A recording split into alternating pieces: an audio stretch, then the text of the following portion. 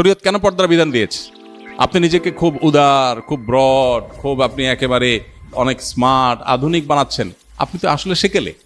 আপনি আপনার পরিবারের মেয়েদের মানুষের সামনে তাদের সৌন্দর্য উপস্থাপন করার মধ্য দিয়ে মানুষের কাছে যে বাজেভাবে তাদের উপস্থাপন করছেন, তাদের যে অপমান করছেন, এটা আপনি বোঝারও চেষ্টা করছেন।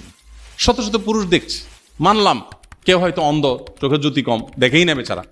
হতে পারে কিছু মানুষ ফিজিক্যালি অসুস্থ, তার মনে বাজে চিন্তা আসার সুযোগই নেই, হতে পারে এরকম আরো কিছু। কিন্তু শত শত হাজার হাজার মানুষ যখন দেখে, আপনি তো হলফ করে বলতে পারেন, নিশ্চিত বলতে পারেন যে কিছু মানুষ এখানে অবশ্যই মনে মনে তাকে নিয়ে জেনা করছে। সন্দেহ আছে কোনো? এইটুকু বোঝার জন্য তো পণ্ডিত হওয়ার দরকার নেই। তো আমার ফ্যামিলির একজন মেয়ে, আমার স্ত্রী, আমার বোন, আমার মা, আমার ফ্যামিলির কেউ, তাকে আমি মানুষের সামনে উপস্থাপন করে মানুষের কাছে এরকম নোংরা চিন্তা করার সুযোগ করে দিব, এটা কোনো রুচিশীল পুরুষ করতে পারে না।